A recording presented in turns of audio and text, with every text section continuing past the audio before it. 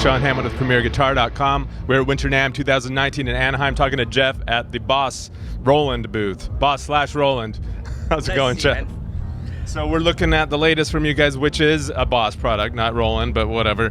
It's called the Waza Tube Amp Expander. And what the Tube Amp Expander is, it's a device that is a attenuator. It's a reactive load interface, which adds effects and also DI out with speaker cab simulation. It's a little more complex than that, but let me kind of run it through for you. Okay, so we heard it coming through this Friedman amp, but...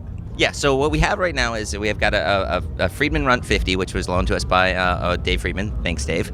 And one of the big things with guitar amplifiers is we all know they don't sound good until they're loud. Right. And getting them up loud in the modern world is really, really, really, really difficult. So if you notice here, these amps go to 11, and it is on 11 right now.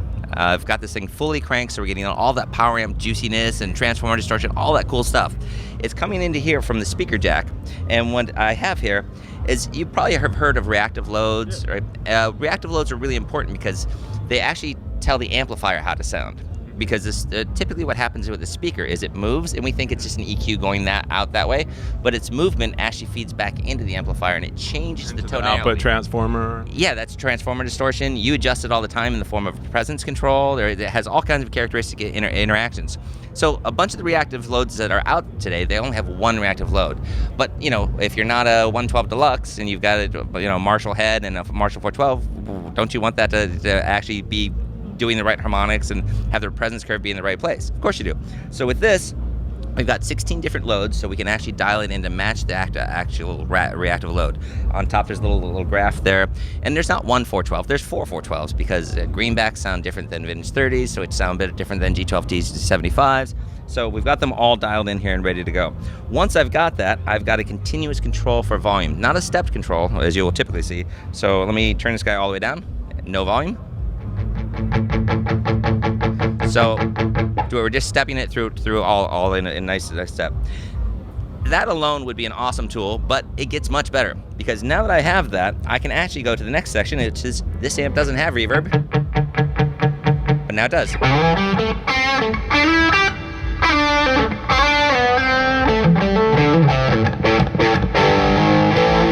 Now, is that coming from software that comes with the box, or from the Boss pedal on top, or? So what's going on right now is that is internal to the device. In a minute here, I'm going to show you the next feature, which is that it has an effects loop built into it.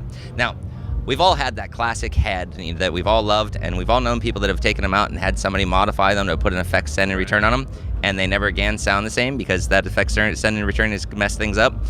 Well, with this device, you can actually add an effects send and return to this head. So in this case, I've got this Boss pedal up here just for chorusing effects, just to show you that it works. So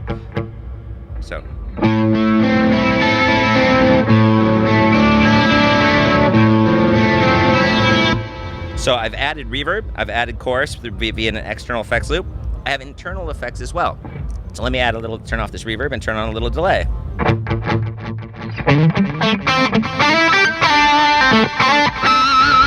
So imagine taking that old classic AC30 you have, that old classic Marshall head that you have. You've added an effects loop to it. You've added continuous control on it. It can be dimed all the time. It's dimed in perfectly. I can add a delay, reverb, and of course, wouldn't you like to EQ it a little bit differently once in a while? Well, here I can use this as a solo boost or just EQ it. So.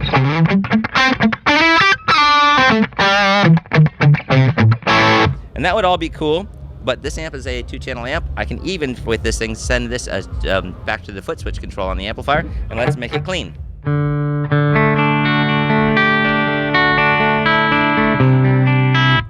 So that's the amp doing the clean. I'm just telling it to do the foot switch control, but I can program that into one of the 10 rigs, like presets. So now, for output, I have stereo XLR for running into studio monitors. I can also take it straight to the studio via USB for using it just straight into the DAW. So I can use it just as my audio interface. In addition to that, I have a mono XLR, which is for front of house. So this is really great because I can supercharge anybody's rig. I can take that head that you've got sitting in the closet that you can no longer turn up because it's too loud and everybody's playing in monitors, or you can't get on a stage with full volume, and you want that feel and dynamics of your amplifier, so I can give you that feel and dynamics all through your live cabinet as well as direct out through the studio monitors. And things I could, like reverb, I can put in only one of them instead of the other. So for example, on stage you might like a lot of reverb on the stage to you as guitar players because we like it a little wetter and stuff, right? But the front of house doesn't want that, so you can send them a nice dry signal as you go. So, speaking of the reverb and the delay, is it just one set type on the front panel, or is it something you can edit to different types? Like, it didn't really sound like a spring verb on there, right? Right now I've got it set to a plate reverb. It is totally changeable. Up here, if you just follow the signal flow for a second, we've got a compressor here. We got multiple compressors to choose from. Delay, we have multiple delays, and the delays and reverb effects are in stereo when they come out the stereo XLR.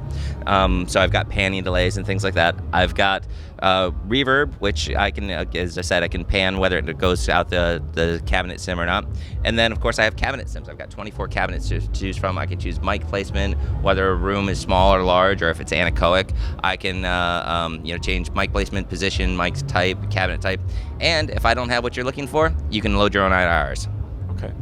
So again, on like the reverb and delay and stuff, you go into the editor and choose what you want, and then it's like permanently, or not permanently, but assigned to those knobs. There's not like different preset banks or whatever that you can... Yeah, so I can go and turn on the reverb, and then I save it to one of the 10 rigs that we have. So you have 10 presets, and then there's an editor librarian. For example, if I do this, let me try and do this with my left hand. I can set up different rigs. So maybe this is my AC30 when I plug it into that. Maybe that's my Plexi when I plug it into that. Maybe that's my deluxe or my country gig. I can set those up for different live sets to pull them up as we go. Now, this is obviously a great studio tool, but this is supposed to be, you guys are proud that it can be used live too. So is it compatible with like some sort of foot switch where you could okay, so you have the delay. Yeah, you mentioned that earlier. Great question. Sorry, you did mention that earlier. My coffee's still kicking in. But, so explain the functionality. You have... Right. So with this, I can actually choose whether or not I'm just going through different presets, or if I'm turning things on and off. Like right now, I've got tap tempo for the delay that's chosen, a delay on off, effects loop on off. All right, or I can go into rig mode and just change through the presets that I'm going through. So I can choose all 10. I can even add an expression pedal to this, which gives me... This is an optional accessory. It's about $120 extra. And if you have something that's already providing MIDI control for some reason, it also has MIDI on the back of it, so you could use a MIDI controller for that. Nice. Do you want to show us any other sounds, or...? Let me just kind of crank it up and play a little bit more. Right. Why don't we have you play us out if that's all you have to say about it, but before you do, we'll tell everyone where to go online to find out about more. Let's do that. And so I'll play as soon as you say that. So where did they go online? They should go to boss.info, and they'll find all the information about it there. Sweet. Thanks, Jeff. Thanks for joining us, guys.